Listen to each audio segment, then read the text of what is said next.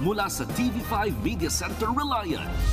Kasama ang buong puwersa ng News 5. Ito ang 28th KBP Golden Dove Awards Best TV Newscast. Frontline Pilipinas. Mga miyembro ng binansagang BGC Boys at Curly Discaya pinakontempt sa Senado. CCTV ng pag-deliver ng umano'y kickback sa Senado inilabas na. Senators Jigo Estrada at Joel Villanueva kinompronta ang naglaglag sa kanilang si Bryce Hernandez. Magkapatid na Duterte, parehong binabanatan si Congressman Sandro Marcos. Congressman Zaldico na iniuugnay sa singit pondo at anomalya, pinauuwi na ng mga kapwa mambabatas. Posible raw ireklamo sa Ethics Committee.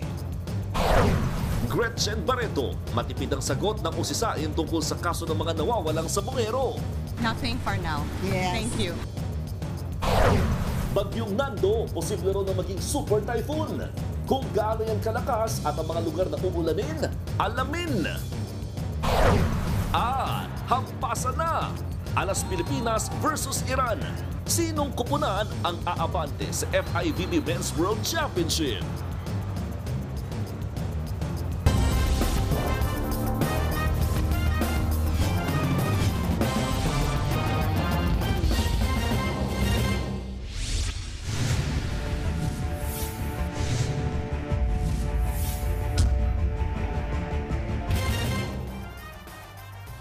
Sunod-sunod na pinasight in contempt ng mga senador ang ilang dawit sa maanumalyang flood control projects. Kabilang dyan ang dalawang dating opisyal ng DPWH at ang kontratistang si Curly Discaya. Nasa frontline ng balitang yan si Mean Los Baños. Mas lalong lumalim ang gulo sa investigasyon ng Senado sa umunay mga anomalya sa flood control projects. Ngayong araw, pinatunayang hindi lang proyekto ang ghost, pati testimonya nagmumukhang multo rin. Hindi sumipot si Sara Discaya, asawa ng kontratistang si Curly, sa Senate Blue Ribbon hearing. Bali, may po siya yung may heart condition din po siya. Pero sa sulat na pinadala ni Sara, iba ang rason niya. May meeting daw siya kasama ang kanilang mga empleyado na inis tuloy ang mga senador. Nung pa ito, to tell the truth, and dito harap-harapang nagsinungaling ka, binabastos mo kami, niloloko mo kami. Diba? Huwag mo kami lokohin. Iba yung sinasabi mismo na misis mo eh. Di ba kayo nag-usap? Sana nag-usap muna kayong dalawa. Ano bang palusot ang gagawin natin, sweetheart or darling? Mr. Chair, You lied. You lied. the letter excuse of Mrs. Discaya is totally unacceptable. Huwag niyang bababuhin itong hearing nito. Very inconsistent yung mga pinagsasabi nitong si Mr. Discaya. Ginagawa tayong parang mga bata rito. Nagsorry si Curly, pero lalo lang nalito ang mga senador. Heart condition ba, diabetes o meeting? Wala po akong intention talaga magsinungaling, pero yung misis ko po kasi talaga ay madalas po, may sakit po talaga siyang diabetes at saka meron po talaga siyang hypertension. Lalo akong nalilito. Iba po ang heart condition sa diabetes.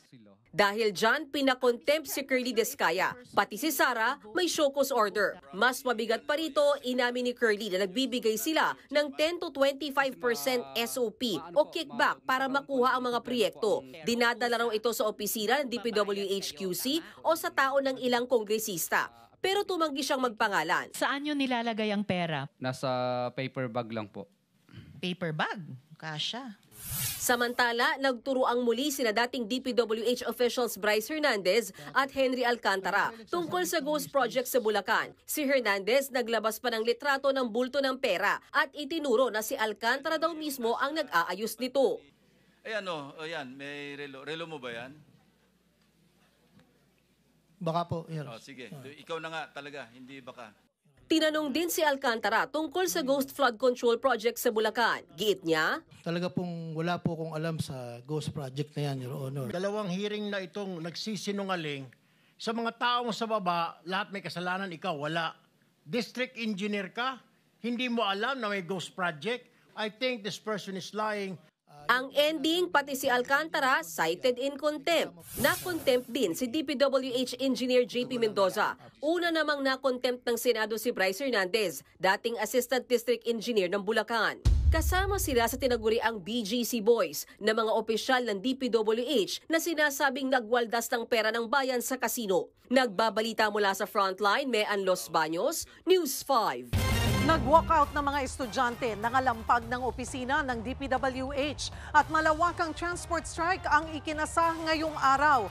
Patikim pa lang daw yan ng matinding protesta sa linggo. Nasa frontline ng balitang yan, Simon Gualvez.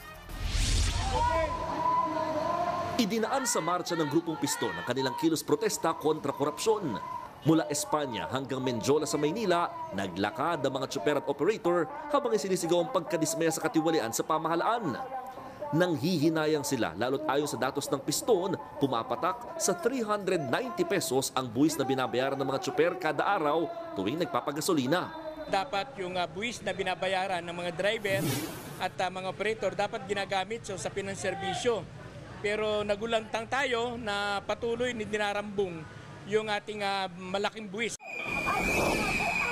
Kinalampag naman ng ilang kabataan ang tanggapan ng DPWH sa EDSA Quezon City. Sama-sama silang pumito, tanda raw para ihinto na ang katiwaliang ginagawa ng ahensya. Tama na! Sobra na! Nag-walk out naman sa kanilang mga klase ang mga estudyante ng UP Baguio bilang pagkundina rin sa pangungurakot sa kaban ng bayan.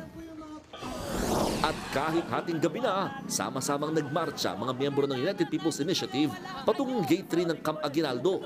Ilan sa mga dumalo, mga retired uniform personnel. Gusto nilang magpaabot ng sulat kay AFP Chief of Staff General Romeo Browner Jr. na humihiling na protektahan ng sandataang lakas ang mga mamamayan mula sa mga tiwaling opisyal. Wala pang tugon dyan si Browner. Babala nila, patikim pa lang daw ito ng mas malawakang kilos protesta sa linggo. Wala nang political color, di bali ng anong partido mo, basta kung ayaw mo ng korupsyon, gusto mo ng kaayusan at pagbabago, magsama-sama tayo rito manalangin. Nagbabalita mula sa Frontline, Mon Gualvez, News 5.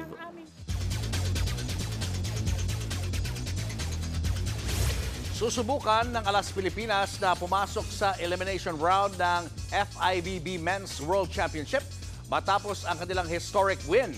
Para sa update, live mula sa MOA Arena, nasa frontline ng balitang yan si Ian Suyu. Ian.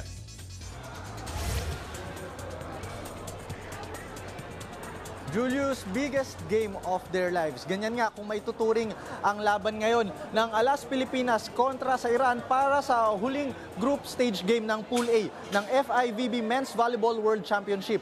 At ngayon nga po, lamang ang Alas Pilipinas matapos nating makuha ang first set with a score 25-21. Must-win mode nga ngayon ng ating mga kababayan dahil dito nakasalalay kung makakaabante ba sila sa next round. Bit-bit ng koponan ang momentum mula sa kanilang historic upset kontra sa world number 22 na Egypt noong nakaraang Martes. Ito rin ang kauna-unahang panalo ng Pilipinas sa world stage. Nagtala dyan ng 25 big points si Alas Captain Brian Bagunas habang ginulat naman ni Leo Ordiales ang lahat ng magpakawala ng 21 puntos. Pero para kay Alas head coach Angelino Perolini, kailangan nilang taasan pa ang level ng laro nila this time around. Hindi kasi madaling kalaban ng Iran. Ang Iranian squad kasi ang world number 13 team at defending Asian Games champion. Hindi rin maitatanggi na nasa Iran ang height advantage. Pero mas gutom sa panalo ang Alas Pilipinas.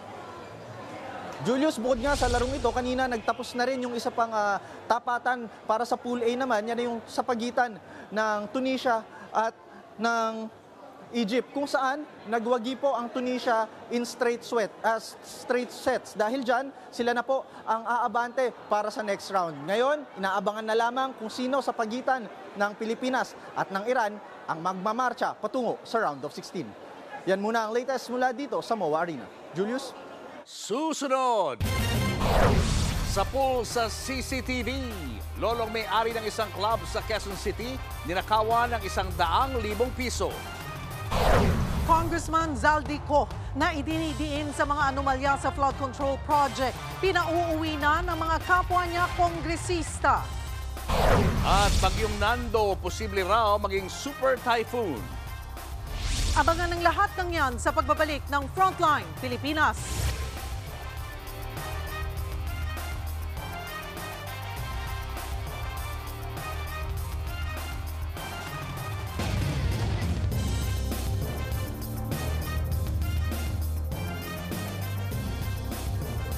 Mga kapatid, Julius Babaw po, nasa Middle East o saan mang dako ka ng mundo, manatiling may alam at may pakialam sa mga mainit na balita dito sa ating bansa. Simulan po natin ang bawat araw sa tuloy-tuloy na balitaan sa Frontline. Mag-follow at mag-subscribe sa social media pages ng News 5.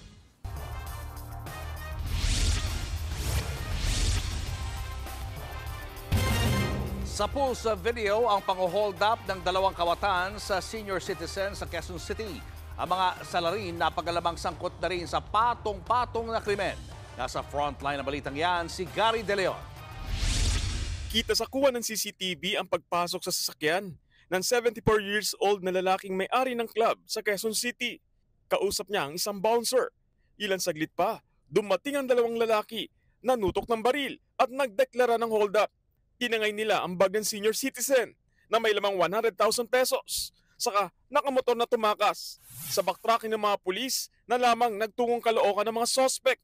Nasapul ulit sila sa CCTV na muling nang hold up sa harap ng isang tindahan. Napag-alaman din kambal plaka ang gamit ng mga kawatan. Pero natuntun pa rin sila ng mga otoridad sa isang bahay sa Imus, Cavite. Huli ang may-ari ng motor na si alias John Big T.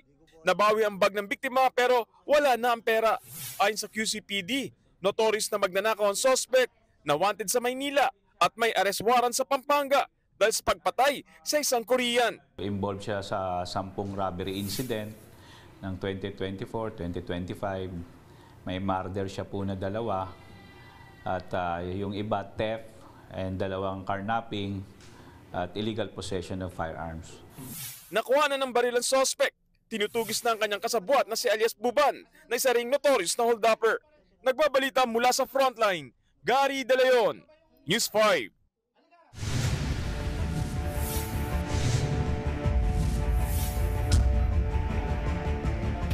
Pinauuwi na ng ilang kapwa niya kongresista si Ako Bicol Party List Representative Zaldico para sagutin ang mga aligasyong binabato sa kanya kaugnay ng maanumalyang flood control projects. Kung patuloy raw ang kanyang pag-absent, posible raw ireklamo si Ko sa Ethics Committee. Nasa frontline ng balitang yan, si Marian Enriquez.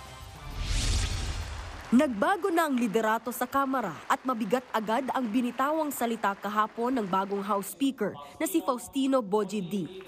I will not defend the guilty and I will not shield the corrupt. No rank, no ally, no office will be spared from accountability. Kasabay nito, lumalalim ang investigasyon ng House Infrastructure Committee. Target ngayon si Ako Bicol Party List Representative Zaldico, inuugnay sa kumpanyang nakakuha ng flood control contracts at kinikwestiyon sa mga isiningit na pondo sa 2025 budget. Pero mula nang pumutok ang kontrobersya, hindi na nakita si Ko sa publiko.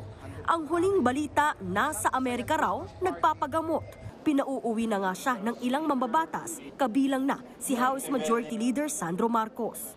He should come home and face the allegations against him. They are too severe and it's dragging the House in the mud.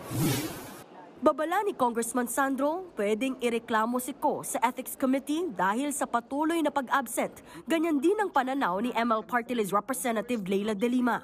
Alamin ho natin, talaga bang nasa US siya o wala na po siya sa US? Kasi meron po tayong impormasyon na wala na daw po sa US. Let's give him a chance na bumalik. Kailangan sabihan na siya ng House leadership. Para malaman kung totoo bang nagpapa-medical treatment sa Amerika si Ko, dapat siyang hingan ng medical certificate ayon kay Navota City Representative Toby Chanco. Hanggat hindi siya pinauuwi, ang impresyon ng tao, ang isip ng tao ay pinoproteksyonan siya ng House of Representatives, diba? So dapat gumawa tayo ng more proactive action na pakita na talagang sinisikap.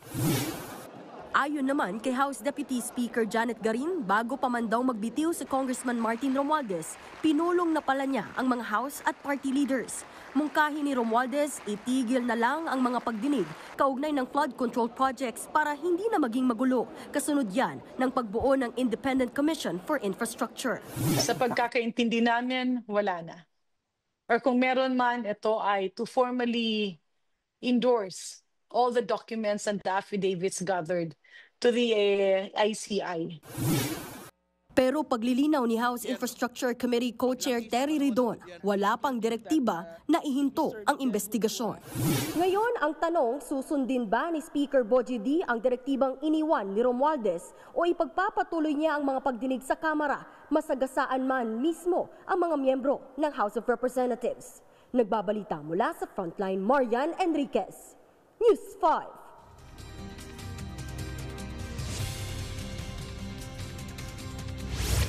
Weather update tayo mga kapatid. Patuloy nating binabantayan ito pong dalawang bagyo sa loob at labas ng ating Philippine Area of Responsibility.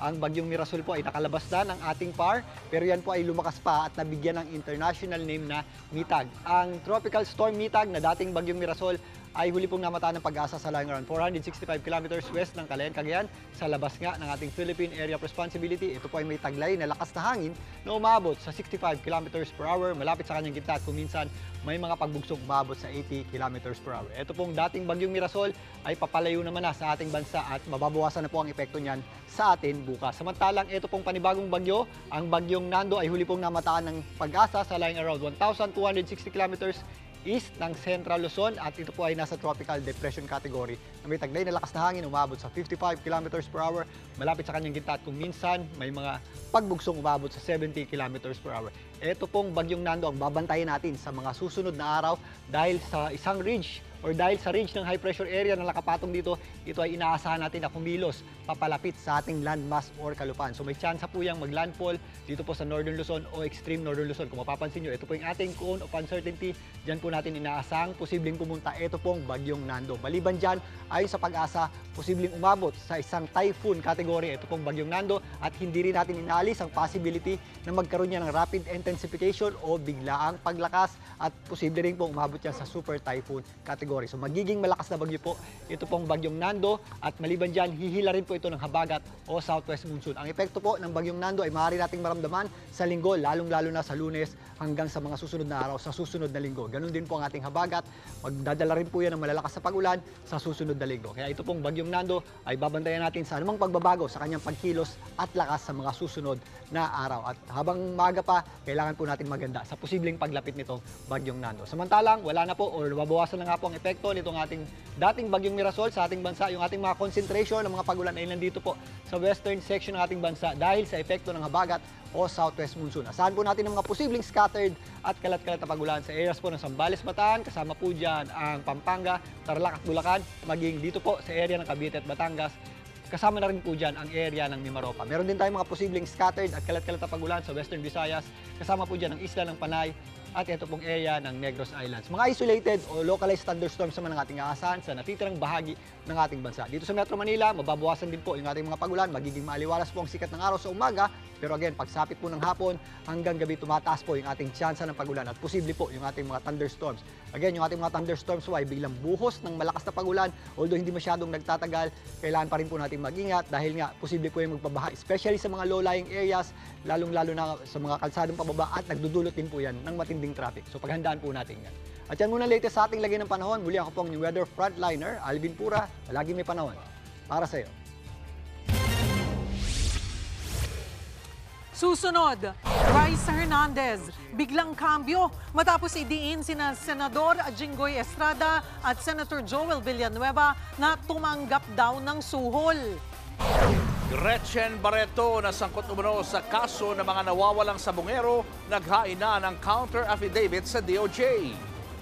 At Julia Barreto at Gerald Anderson, kumpirmadong hiwalay na. Yan at iba pa sa pagbabalik ng Frontline Pilipinas.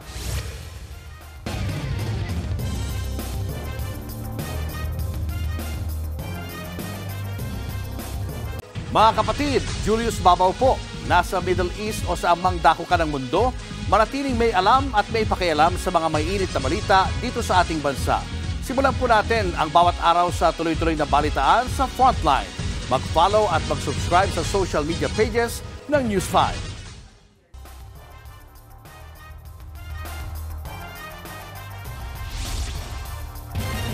Sa kauna-una kauna-unahang pagkakataon, humarap sa DOJ si Gretchen Barreto kaugnay ng issue ng missing sabongeros. Matipid ang sagot ni Barreto ng usisain tungkol sa kaso. Nasa frontline ng balitang yan, si Camille Samonte. Do you think this investigation will be fair? I trust. Naghain na ng counter-affidavit sa DOJ ang aktres sa si Gretchen Barreto para yan sa preliminary investigation sa multiple murder complaints, kidnapping with serious illegal detention at iba pang reklamo na inihain laban sa kanya ng pamilya ng mga nawawalang sabongero. Kabilang si Barreto sa higit 60 personalidad na isinangkot ng whistleblower na si Julie Dondon Patidongan o alias Totoy. Ano po gusto niyong sabihin po sa publiko? Nothing for now. Ayon sa abogado ni Barreto, walang basihan ang mga akusasyon kaya hiniling nila na maibasura ang mga reklamo. And if you look at the complaint affidavit, is actually recognized, the accusations against her are actually recognized as allegations, unsubstantiated, unproven, and at the end of the day, incredible, and made by a witness who also himself lacks credibility in this. Kasama naman ni Patidongan na dumating ang kapatid niyang si Ella Kim. Dumalo rin si dating NCRPO Chief Jonel Estomo. Bumwelta si Patidongan sa nagsabing wala siyang kredibilidad. Gusto na nilang ubusin yung pera nila, di ba? Una, doon sa pag-entrapment doon, yung ginawa naming entrapment doon na si Mr. Atong Ang mismo at yung si Jaja. Ang complainant na si Jaja Filiarta, sinabing marami ang nagtatangkang manuhol sa kanila para iurong ang kaso. Talagang pera po ang pinapalakad nila para maabsuelto yung mga nagawa nilang krimen. Kahit ano pong i-offer nila, kahit anong ibigay nila sa amin, hindi po namin iurong yung kaso. Wala naman sa preliminary investigation ng negosyanteng si Atong Ang, pero present ang kanyang abogado. Itinanggi niyang may kinalaman ng negosyante sa mag-asawang suspect na naaresto sa Taytay Rizal matapos tangkaing manuhol ng 1.5 million pesos kay Filarta. Hindi pa rin daw handa ang kanilang counter-affidavit. Hindi yun naman namin maihahanda yung counter-affidavit ni Mr. Ang sa loob ng 6 na araw na nakaraan lang ngayon mula nung kami ma-serve ng subpina. Yung mga ipinadala sa aming papeles ay kulang-kulang. Sa September 29 ang susunod na hearing. Nagbabalita mula sa Frontline, Camille Samonte, News 5. Ipinakita na ang kuha ng CCTV ng pagdalaw ng isang contractor sa opisina ng isang senador. Pero pag nilinaw ng contractor, walang nangyaring hatiran ng pera. Ang dati namang DPWH engineer na si Bryce Hernandez, iharap na sa Independent Commission. Nasa frontline na balitang yan, si Mayan Los Baños.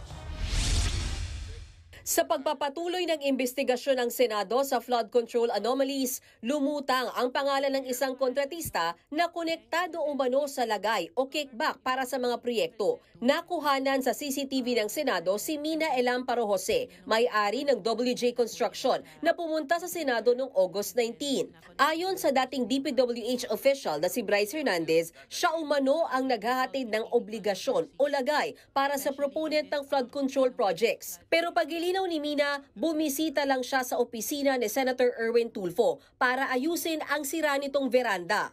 Para nagamit po yung opisina ko para dumaan po siya sa broom. You should have told us na may kaibigan ka under investigation. My staff even asked me, Mr. Chair, if you would remember and you lied.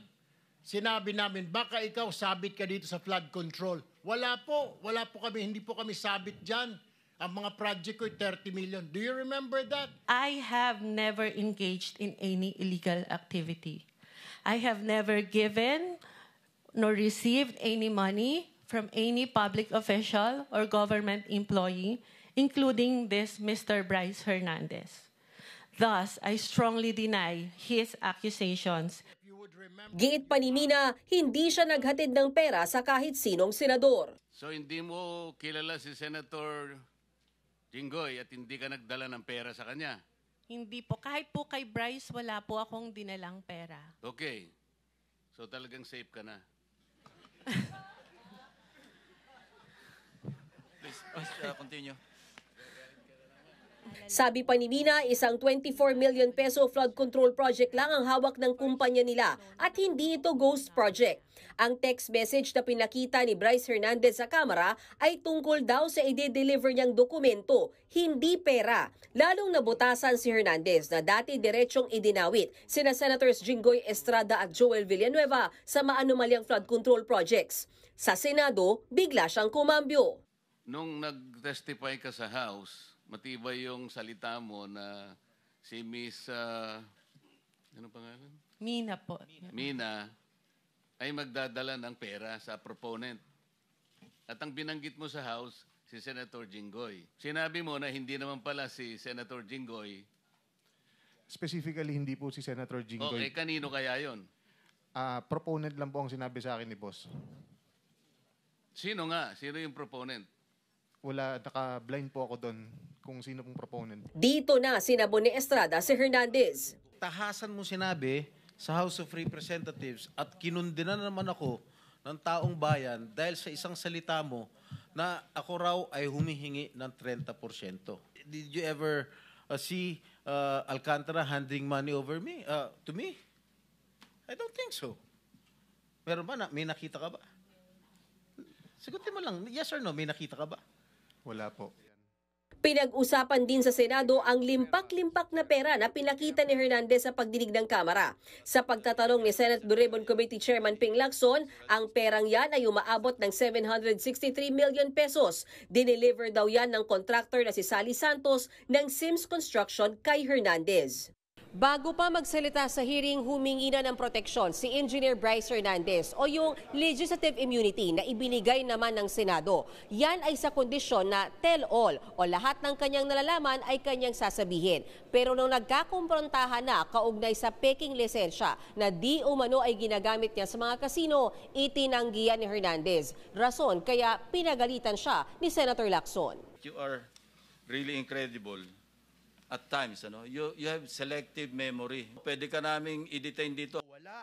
Nagkaroon din ng pagkakataon si Senator Joel Villanueva na kumprontahin ng mga dating opisyal ng DPWH na nagdawit din sa senador sa anomalya. Naglabi si Senator Villanueva for any contractor na in-endorse, pinakitaan ng pabor, or nilabi sa iyo, Mr. Alcantara? Wala po, Your Honor. Si Senator Joel po ay nag-follow up sa akin na pwedeng malagyan ng building, my school building po ay multipurpose building. There is no such thing as flood control, Your Honor. Pinakita pa ni Villanueva kung gaano kadali mameke ng chat message matapos ipresenta ni Hernandez ang palitan umano nila ng mensahe sa kamera. Matatanda ang sinabi ni Hernandez na nag-request si Villanueva ng mahigit 1 bilyong pisong halaga ng proyekto sa Bulacan pero nasa 600 million pesos lang umano ang inilaan. Kinumpirma naman ni Senate President Tito Soto na ihaharap sa Independent Commission for Infrastructure si Hernandez sa investigasyon nito. Nagbabalita mula sa Frontline, Mean Los Baños, News 5.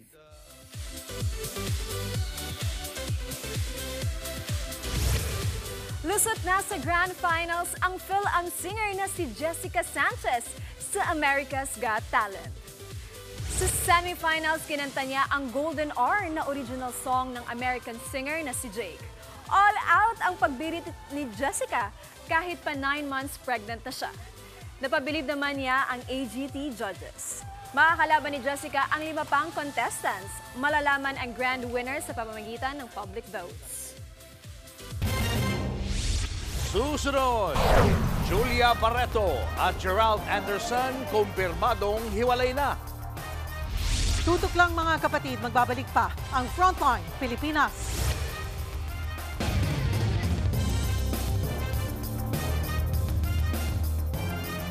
Mga kapatid, Cheryl Cosim po. Nasa Estados Unidos, Canada o saan mang dako ka ng mundo, manatiling may alam at may pakialam sa mga mainit na balita dito sa ating bansa. Simulan natin ang bawat araw sa tuloy-tuloy na balitaan sa Frontline. Mag-follow at mag-subscribe sa social media pages ng News 5.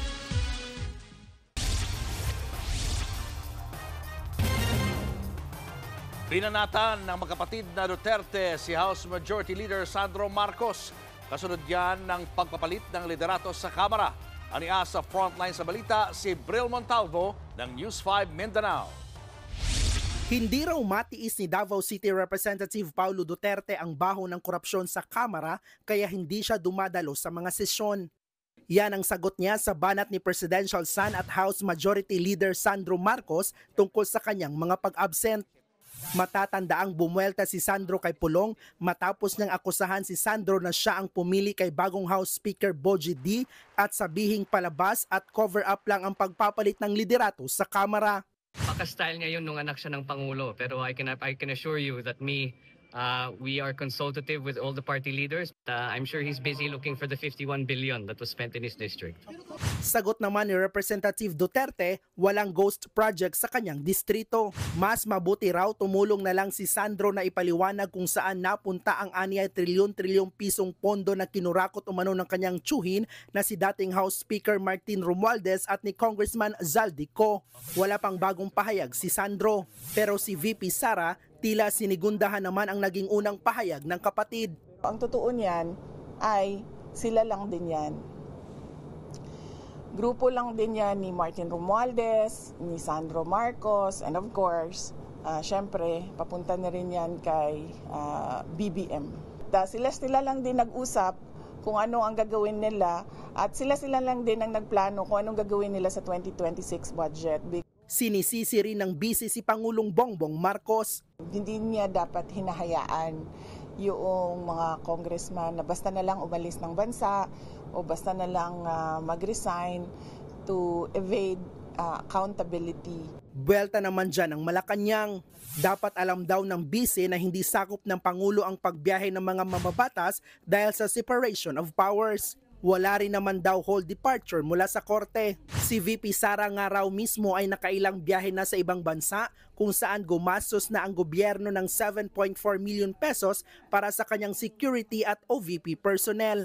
Muli namang lilipad pa Japan si VP Sara mamayang gabi para sa 2-day rally doon ng mga Pinoy. Nagbabalita mula sa Frontline, Bril Montalvo, News 5.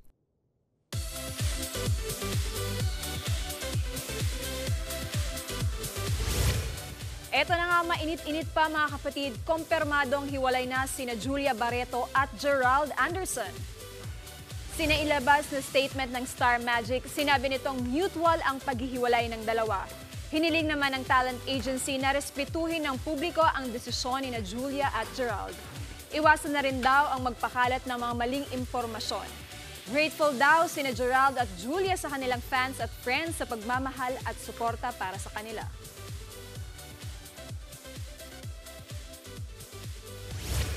Good to have you again. Ang init ng balita rin, ano? Kahit sa showbiz. Na-interview ko pa nga si Gerald noon eh. Okay pa sila eh. Okay pa ngayon. Confirmed na. 6 years din po sila. Well, it's good to have you again, Day. Ano mang pinagkakaabalahan mo? Oo nga po, ito po. I'm so happy and excited, of course. Dahil meron po kaming microdrama series with Mark Rivera entitled The Chambermaid po. Finally out on Signal Play po. Kaya download po for as low as 20 pesos lang po mga dong. Mapapanood na po yun. Imbitahan mo na lalo na yung mga kapatid natin sa Visayas at Mindanao. Yes, syempre tanan mga Bisaya, sa Luzon, Visayas, mga Mindanao, mga dong, download na po Signal Play now showing The Chambermaid, and this is directed by Direk Barry Gonzalez. Yes. Ikaw ba si Chambermaid doon? Yes, ako pong Chambermaid. Panoorin nga natin yan. Yes. At yan ang mga balita at impormasyong dapat nyo malaman sa araw nito. Mga balita para sa mga may alam at may pakialam. Abangan nyo ulit kami bukas dito sa TV5 sa 1PH, RPTV, True TV at 105.9 True FM. Kami ang inyong mga kasangga sa Frontline Pilipinas.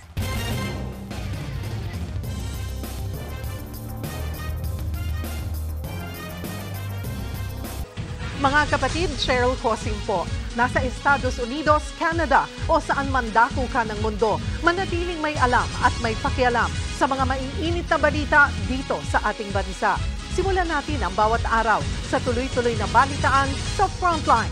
Mag-follow at mag-subscribe sa social media pages ng News 5.